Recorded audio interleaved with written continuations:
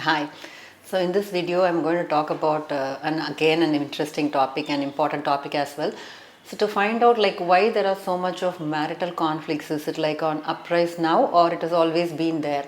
So what is the psychology behind it and why that kind of divorce is happening or separation or even in relationship breakups are very common and normal now. So I would say that now it's been like hyped by social media about divorce, about celebrity couples and all that. But I would say that it's always been there, but lot of tolerance and other social cultural values tied this not very tight, but now it's become loosened because of those things. But I wouldn't say they were actually happy or satisfied or contented. So now the youngsters are not ready to live a life when they're not actually having the peace of mind or happy, so they just want to path their ways. So in this video I'm going to dwell more into psychology of why this is happening.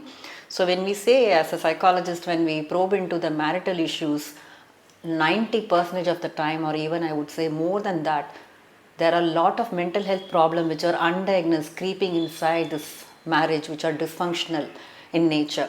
So because a lot of mental health awareness is not happening, so people don't know the way they behave, why they behave. So they may be talking about the weird behavior of their spouses, be it a man or man or a wife or a woman, but still they would be explaining like, she's very paranoid, she's always suspicious about me. And a woman may complain about a man like, it's vice versa, like he's very manipulative and he doesn't allow me to have any boundaries. So a lot of such cases, when we say now why they behave this way, are they like, why are they doing this? But when we know psychology, we know that that's because of underlying mental health problems.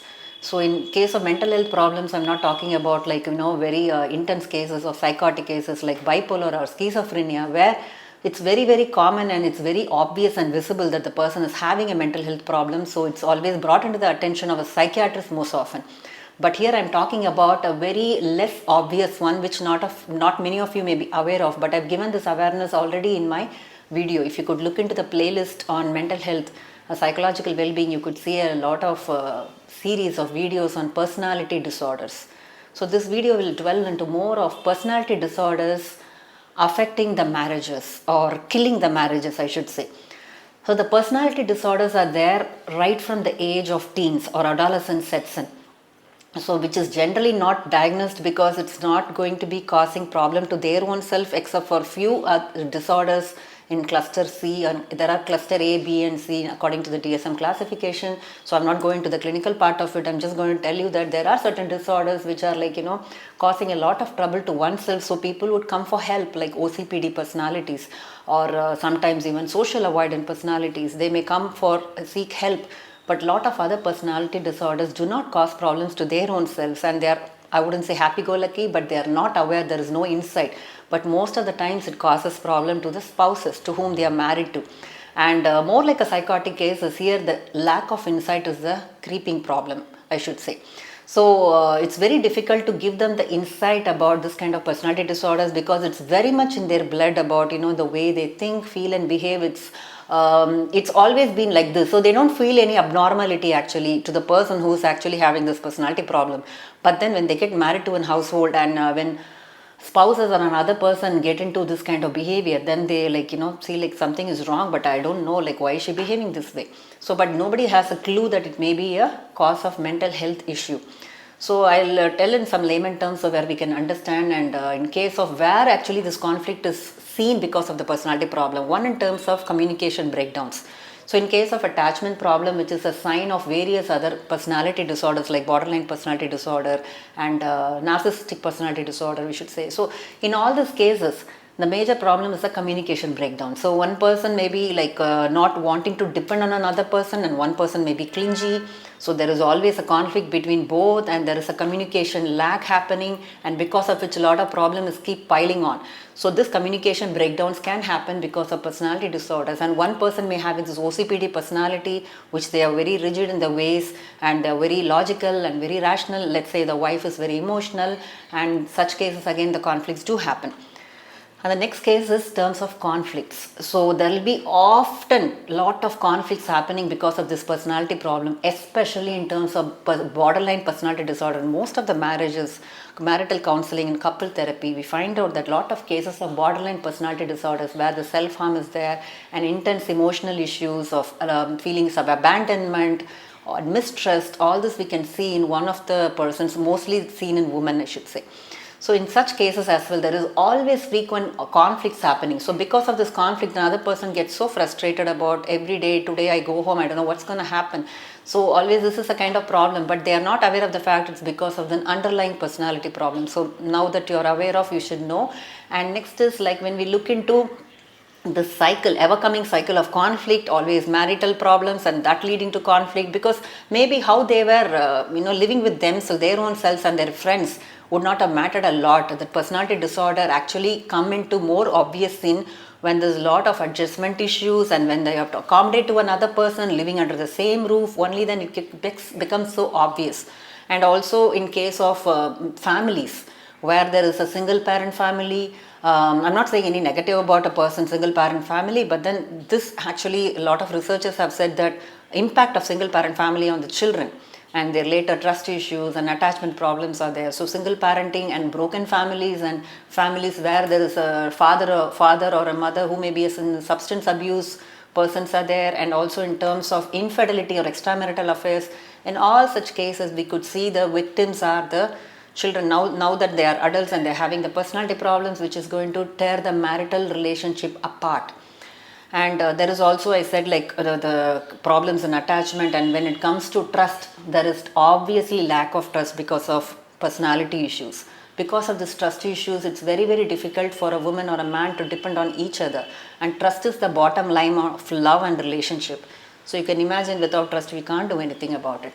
And the next is the case of where you'll feel like there is always arguments because it's always about the person not taking responsibility for their actions, and they won't hold their responsibility at all or take accountability for their mistakes. They never ask sorry.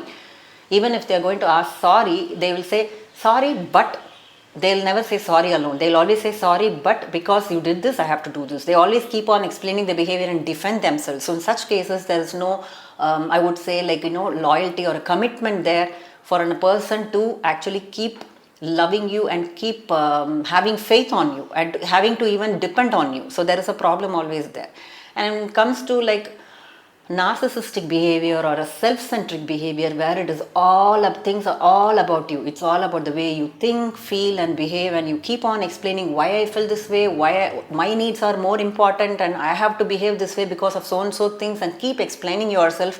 And they only bring in their spouse when they want to blame them for their fault. That's the only case, because they're always into that self-centric thought that they always end up feeling that I am the person who is vulnerable and I am suffering here, and the self-pity mode, needless to talk about the self-pity mode. So when one of the spouses is like that, it's very difficult for another person to even talk to and make them even understand certain things.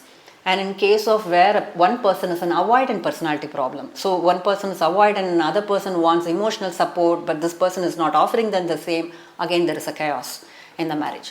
So we could say that one of the spouses may be making the other person feel like walk on eggshells. They are very sensitive to rejections or sensitive to criticisms. In such case, the spouse can't even give any feedback or can't even tell that your the lunch you gave me is not good, or even a wife cannot say that the money you give to the family is not enough, because they know that this person is going to take it so close to the heart and they defend themselves and there will be again a fight. So I don't want to talk about it. So now that this is extreme sensitivity to rejection is again a problem. So because of which the one of the couple may feel like walking on eggshells. So like this, we can go on list this kind of toxic behaviors and feelings in the relationships which tear the marriage apart. So in layman terms, when you say that, okay, these people didn't get along well because of in-laws, mother-in-law, father-in-law, or some other issues, but lot of underlying factors. And one important thing which I can't go without mentioning is early child sexual abuse. Most of the marital relationship, I see it time and again, that in case of early childhood abuse or even abuse happening during their adolescence, it will have a much impact on their intimacy and the relationship, not only sexual intimacy but also emotional intimacy, having to depend on their partners. So in all these cases, they have sexual dysfunctional beliefs and thoughts which will again make another spouse make it very difficult to live with them. They will always be in a state of anxiety and depression, and for a person to always see someone weeping is not going to be a happy marriage. So we can't just superficially see the first layer and say that this marriage is not happening because of financial problem, or because she's not listening to him, or just because there is a just conflict happening, or it is because of the in-laws interference. No, most of the times it's because of the existing mental health problem, mostly the personality disorder. So you need to look into I will give the link for the personality disorders, and high time you should be aware of if you have any personality disorder, or if your spouse found to have, or your near and dear ones have, please spread this awareness. So there is a lot of awareness, and I should say the awareness is too much about NPD, narcissistic personality disorders, so much on social media. Again, I would caution that don't see popular articles or materials without scientific base.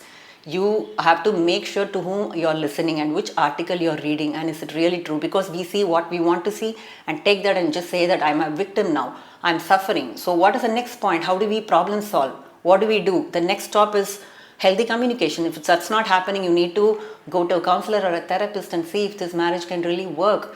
Or it's very difficult actually to treat the personality disorders and create the insight. So if you go to the right person, you can have some hope in your marriage as well. So when we say suddenly a person getting into extramarital affair, there is again an underlying problem. It's not that they just want to have fun. Nobody wants to just go and have fun without having the faith in the partner. I always believe that people are good at heart. If they do something, there should be some crippling condition or underlying problem which is making them do. Doesn't mean that they should not take responsibility. They have to take responsibility for their mental health and have to take steps to come out of it. I hope this video did much, to raise the awareness about the mental health problem, predominantly the personality disorder, because other disorders are very obvious which couples will seek help. But this very less obvious personality disorder, I hope this video has done some justice towards the same. So I hope this video spreads along, and so people understand why their spouses behave the way they behave, especially if both the people are having insecure relationship pattern and both of them are having mental health problem. Then you can imagine how the marriage is gonna be, and most importantly how it is going to affect your children.